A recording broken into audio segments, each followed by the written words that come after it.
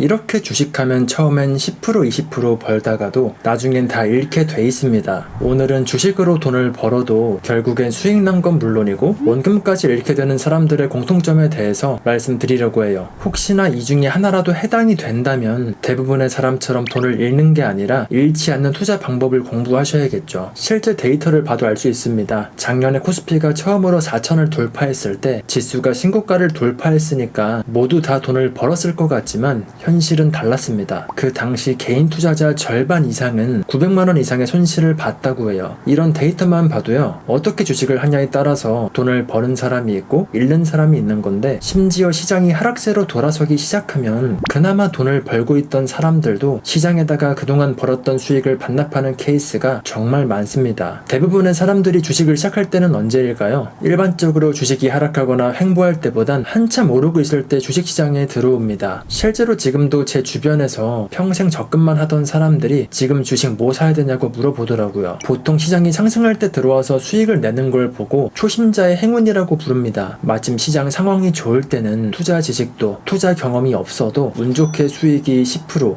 20%, 50%씩 날 때가 있어요. 특히 요즘 같은 시기에는 더 그렇죠. 이럴 때일수록 특히 조심해야 돼요. 계좌에 매일매일 빨간불이 들어와 있으면 기분이 좋잖아요. 문제는 사람 마음이 거기서 오만해지기가 쉽다는 거예요. 내가 주식에 재능이 있구나 라고 생각하거나 처음엔 반신반의해서 주식을 조금만 투자했는데 만약에 전 재산을 다 가져왔으면 몇십만원, 몇백만원만 버는 게 아니라 몇천만원을 벌었을 텐데, 이런 오만한 생각을 하기 시작하죠. 사실 상승장에서 번 돈은 99% 시장이 벌게 해준 돈인데 그걸 내 실력으로 착각하고 앞으로도 꾸준히 주식으로 돈을 벌 거라고 착각을 한다는 거죠. 태풍의 길목에 서 있으면 돼지도 난다는 이야기가 있습니다. 본인은 태풍 덕분에 날고 있는 건데 마치 처음부터 날 줄 아는 독수리라고 착각을 하는 꼴이죠. 이렇게 되면 현실 감각이 마비되기 시작합니다. 주식으로 몇 번 돈을 쉽게 벌면 열심히 회사에서 월급 받는 사람들이 한심하게 느껴지기 시작하고요. 몇백만원 안 되는 월급이 하찮아 보이기 시작하죠. 클릭 몇 번으로 한 달치 월급을 벌었는데 굳이 이 고생을 왜 하냐는 오만함이 뇌를 지배하기 시작해요. 그리고 주식으로 꾸준히 돈 버는 사람이 별로 없다고 100번 1000번 말해줘도요, 나는 대부분의 사람들과 다를 거라고 착각하죠. 주식할 때 제일 위험한 게 뭔지 아시나요? 이번엔 다르다, 나는 다르다입니다. 운 좋게 돈을 계속 벌다 보면 내가 재능이 있다고 확신을 하게 되고 더 이상 배우려고 하지 않게 됩니다. 실제로 코로나 유동성 파티 때 초반에 돈 많이 벌었던 사람들 나중에 어떻게 됐나요? 2022년부터 시장이 꺾이고 본격적인 하락장이 시작되니까 대출까지 받아가지고 투자했던 사람들은 그동안 벌었던 수익은 물론이고 원금에 대출까지 모두 날린 사람들이 엄청 많았죠. 오만에 차있던 사람들 대부분이 나락으로 떨어진 거예요. 파도는 언젠간 빠지기 마련입니다. 주식은 수학 공식처럼 정답이 정해져 있는 게 아니기 때문에 어떤 문제가 나올지 항상 긴장하고 공부하고 대비해야 되는 영역이죠. 애널리스트나 전문가 분들도 거시경제 흐름은 물론이고 기업 주가 예측도 자주 틀리는 걸 보면요, 감히 시장을 내가 이길 거라고 생각하는 게 얼마나 오만한 생각인지 알 수가 있습니다. 그리고 주식을 할 때 오만한 만큼 두 번째로 조심해야 되는 건요, 빨리 수익을 내야 한다는 조급함입니다. 대부분의 사람들이 여기서 돈을 다 잃죠. 초심자 행운 구간이 지나가고 시장의 추세가 하락으로 꺾이기 시작하면 생각지도 못한 큰 손실을 보기 시작합니다. 그동안 벌었던 수익을 모두 날리거나 심하면 원금까지 마이너스가 되기도 하죠. 그러면 보통 여기서 그만하고 나가야겠다 라고 생각하지 않고 빨리 다시 복구해야겠다는 생각이 들게 돼요. 그럼 보통 이때부터는 더 이상 이성적인 판단이 아니라 눈앞의 손실에만 집착하는 감정적인 판단을 하게 됩니다. 잃었던 돈을 빠르게 만회해야겠다는 생각에 레버리지 ETF를 하거나 심하면 몇백 프로씩 올랐다가 내리는 급등주의 불나방처럼 올라타기도 하죠. 여기에 발을 들여놓는 건 이때부턴 건전한 투자가 아니라 투기의 영역입니다. 홀짝을 맞추는 도박이랑 다를 게 없다는 거죠. 물론 2배, 3배 레버리지 ETF는 상승장에 잘만 활용하면 빠르게 자산을 키울 수가 있는 좋은 수단이 되긴 합니다. 하지만 원금을 복구하겠다는 생각으로 대책 없이 뛰어드는 건 얘기가 다르죠. 대표적으로 한국인들이 가장 많이 하는 게 SOXL, SOXX라는 상품인데요. SOXL은요, 보통 속설이라고 부르고요, 반도체 세배롱 ETF입니다. 그리고 SOXS는 속스라고 부르고요, 반도체 세배 숏 ETF라고 보시면 돼요. 레버리지 세배 ETF라는 건요, 오를 때는 3배가 오르지만 내릴 때도 가격이 3배로 빠지는 상품이에요. 만약 하루에 반도체 지수가 10% 상승했다면 이 상품은 30%가 상승하고 반대로 10% 하락하면 30%가 하락하는 상품이라는 거죠. 보통 마이너스 10% 정도 되면 어떻게든 버텨서 탈출하거나 물을 타서 탈출해야지 라고 생각하지만, 이런 레버리지 ETF는요, 마이너스 30%, 마이너스 50%까지 순식간에 떨어지는데 계좌 잔고가 반토막이 나면 대부분 그냥 포기합니다. 돈 아까워서 손절은 못하겠고 오를 때까지 기다려야지 라고 생각하는데, 레버리지 ETF는요 가만히 기다리면 구해주는 그런 상품이 아니에요. 음의 복리라는 게 있기 때문에 절대 장기 투자하는 상품이 아닙니다. 일반적으로 마이너스 50% 손실이 나면 원금을 회복하려면 2배 수익을 내야 되고요, 마이너스 70%면 233% 수익을 내야 되는데 여기에 음의 복리까지 더해지면 웬만해선 불가능한 숫자입니다. 제발 음의 복리가 뭔지도 모른다면 절대 레버리지 ETF 같은 건 하시면 안 돼요. 음의 복리는 쉽게 말해서 우리가 주식 투자를 할 때 복리의 힘을 누리려면 하루라도 젊을 때 빨리 투자해야 복리로 자산이 불어난다고 하잖아요. 음의 복리는 그 반대예요. 이거는 수익이 아니라 손실이 복리로 불어난다고 이해하시면 되는데, 어떻게 손실이 복리로 불어나냐면 일반 주식이나 일반 ETF는요 매일의 등락을 그대로 따라가지만 레버리지 ETF는요 그날의 주식이나 지수 변동을 2배, 3배만큼 증폭해서 계산합니다. 즉 실제 주식에 투자하는 게 아니라 그 주식을 2배, 3배만큼 최대한 따라가도록 배수만큼 계산해서 ETF 가격이 형성이 되는 건데, 문제는 배수를 계산하는 과정이 매일 재조정이 되면서 상승과 하락이 반복될 때마다 기준 금액이 줄어들기 때문에 복리로 손실이 쌓이는 걸 음의 복리라고 하는 거예요. 그리고 주식으로 돈을 잃는 사람들 세 번째 케이스는요 대출로 주식을 하거나 현금 비중을 놔두지 않고 몰빵하는 경우입니다. 조금이라도 더 벌어보겠다고 주식 계좌에 현금이 남아있는 꼴을 못 보는 사람들이 있는데, 이런 건 투자가 아니라 도박입니다. 현금도 하나의 포지션이라는 걸 알아야 돼요. 항상 분할 매수와 분할 매도를 하는 걸 꼭 습관화를 하셔야 되는데, 가진 현금을 몰빵하게 되면 오르면 다행이지만 혹시라도 내가 산 가격보다 떨어지게 되면 물탈 돈이 없어지니까 평균 단가를 낮출 기회도 놓치게 되고, 그리고 주식이 떨어지더라도 현금이 없으면 아무것도 할 수 없으니까 멘탈적으로도 현금을 들고 있는 사람보다 손실을 버틸 체력이 부족해집니다. 현금을 항상 남겨둔 사람은 주식 가격이 10%, 20% 떨어지더라도요 오히려 싸게 살 수 있는 기회라고 생각하고 차분하게 기다릴 수가 있죠. 하지만 현금이 전혀 남아있지 않다면 10%만 떨어지더라도 지금이라도 팔아야 되나 고민하게 됩니다. 심지어 현금만 올리는 거면 모르겠는데 대출까지 받아서 몰빵하게 되면 손실을 감당할 수 있는 마지노선이 더 짧아지게 되죠. 대출까지 받아서 몰빵하면 5%, 10%만 빠져도 잠이 안 오고 하루 종일 차트만 보게 되고, 종토방 같은 데 들어가서 소식이 없나 살펴보고 커뮤니티에 내가 산 기업을 욕하는 사람들이 보이면 괜히 화가 나서 잠도 못 자고 진짜 정상적인 생활을 하기가 힘들어집니다. 투자는 항상 여유금으로 해야 되고요, 분할 매수, 분할 매도는 선택이 아니라 필수입니다. 그리고 주식으로 돈을 잃는 네 번째 케이스는요 리딩방에 속는 케이스입니다. 젊은 분들은 상대적으로 덜 당하는데 나이가 드신 분들은 생각보다 많이 당하더라고요. 이 세상에서 절대 쉽게 돈 벌게 해주는 건 없습니다. 누가 나한테 돈 벌게 해주겠다고 하는 건 일단 의심하고 봐야 되고요. 리딩방도 요즘엔 진짜 교묘해져서 단톡방에 바람잡이들 여러 명 심어놓고 순진한 사람들 몇 명씩 물어와서 돈 뜯어먹고 버리고 이런 식으로 반복을 하더라고요. 그래서 웬만하면 리딩방은요 99% 사기라고 생각하고 걸으시고요, 주변에서 누가 종목을 추천해줘도 나한테까지 굴러 들어온 정보가 절대 고급 정보일 리가 없다는 걸 꼭 명심하세요. 만약 내가 기본적으로 차트 보는 방법도 모르고 기업 재무지표도 볼 줄 모른다면 특히 더 조심하세요. 괜히 꼭대기에서 영업당해서 고점 매수해가지고 당장은 좀 버는 것 같다가도 하락장이 오게 되면요 반토막씩 손실이 납니다. 우량주를 산 거라면 그나마 버티면 구출해주는데, 이름도 처음 들어보는 소형주는요 버틴다고 구출해주는 게 아니라 심하면 상장 폐지까지 하니까 누가 추천해주면 그대로 믿지 말고 일단 의심부터 하고 충분히 공부해보시고, 공부를 해봤는데도 괜찮다 싶으면 이러도 괜찮을 정도만 들어가는 게 정신건강에 좋습니다. 이런 케이스들 말고도 보통 주식으로 망하는 케이스는요 자금 관리 개념이 전혀 없고 당장 몇 개월 안에 써야 되는 돈으로 하는 케이스가 있죠. 그럼 주식을 올바르게 투자하려면 어떻게 해야 될까요? 사실 방법은 단순합니다. 크게 잃지 않고 오래 살아남는 거, 그리고 많이 버는 것보다 생존에 초점을 두는 투자를 하는 거예요. 워렌 버핏이 절대적으로 강조하는 원칙이 있죠. 절대 돈을 잃지 말라고 강조하는데 이게 괜히 있는 말이 아닙니다. 주식으로 돈을 버는 것만큼 중요한 게 번 돈을 지키는 게 더 중요하거든요. 하지만 주식으로 결국 깡통 차는 사람들은 당장 벌 생각만 하지 지키는 방법은 전혀 연구하지 않습니다. 주식시장에서 꾸준히 살아남는 사람과 퇴출당하는 사람의 차이는 여기서 갈리지 않을까 싶어요. 주식으로 돈을 버는 방법은요 크게 세 가지가 있습니다. 단타나 스윙 같은 경우에는 손익비를 항상 계산하고 손절하는 습관을 꼭 들여야 돼요. 이게 말은 간단하지만 인간의 본능과는 반대되는 행동이라서 경험과 훈련이 필요한 영역이긴 하죠. 이게 무슨 얘기냐면요, 애초에 얼마까지 떨어지면 팔겠다는 이런 손절 기준을 정해놓고 매수하라는 뜻입니다. 그리고 나면 실제로 그 가격이 오든 아니면 상황이 예상과 달라져서 내 판단이 틀렸으면 일단 팔고 보는 거예요. 이런 손절매를 하면 좋은 점이 두 가지가 있어요. 첫 번째는요 큰 손실을 예방할 수가 있습니다. 마이너스 10%에서 끊으면 마이너스 50%, 마이너스 80%까지 갈 일을 미리 막을 수가 있는 거죠. 그리고 두 번째는요, 현금을 확보하기 때문에 다음 기회를 잡을 수가 있습니다. 물린 종목을 붙들고 있는 동안 다른 유망한 종목은 훨씬 더 오를지 아무도 모르잖아요. 과거 실패를 만회하는 최선의 방법은 때로는 새로운 기회를 잡는 걸 수 있습니다. 그리고 손절만큼 중요한 게 이익을 크게 내는 법이죠. 매수는 기술이고 매도는 예술이라는 말이 있는데 정확한 매도 타이밍을 잡는 건 신도 못하는 영역이죠. 근데 문제는 대부분의 사람들은 50배, 100배 오를 주식을 끝까지 들고 가지 못합니다. 50%,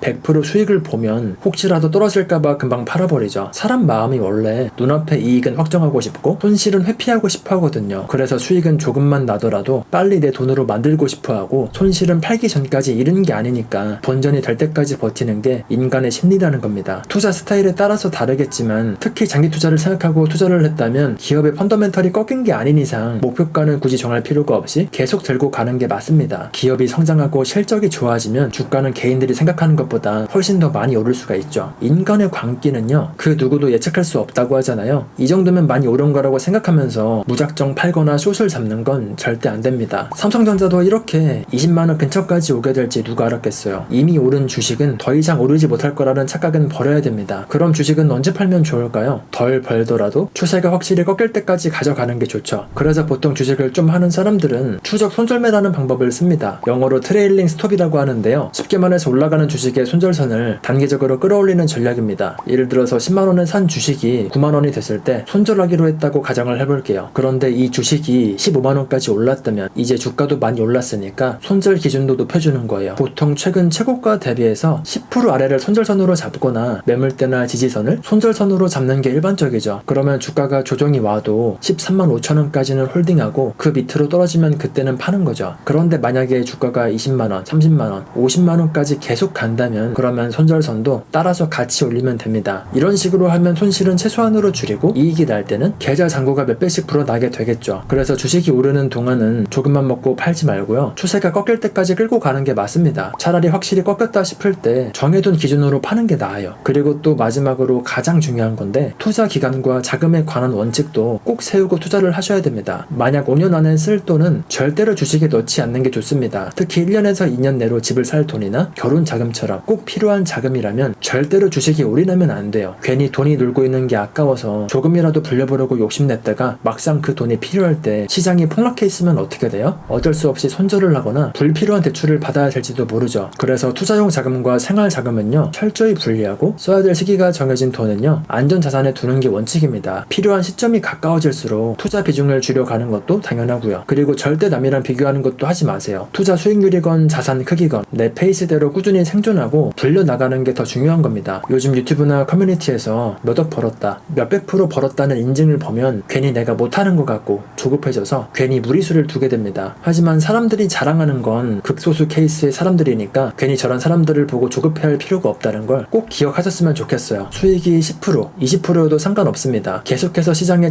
참여해보면서 지식과 경험을 쌓아가고 꾸준히 계좌가 우상향하는 것만 해도 잘하고 있는 거예요. 자본주의 시대를 살아가려면 주식 투자는 선택이 아니라 필수로 해야 되는데, 그냥 감으로 하지 말고 남이 좋다고 하니까 따라서 사지 말고 나만의 기준, 좋은 기업의 기준은 뭔지, 거시경제 흐름은 어떻게 흘러가고 있는지, 이런 것들은 꼭 체크해 가시면서 생존할 수 있는 투자를 오랫동안 하셨으면 좋겠어요. 저도 그렇게 하기 위해서 공부하고 있고요, 부족하지만 계속 공부하면서 얻는 지식이나 인사이트도요, 영상으로 꾸준히 공유해 보려고 합니다. 다음에도 도움이 되는 영상으로 찾아뵙겠습니다. 영상이 도움이 되셨다면 구독과 좋아요, 댓글까지 부탁드리고요, 시청해 주셔서 감사합니다. 좋은 하루 보내세요.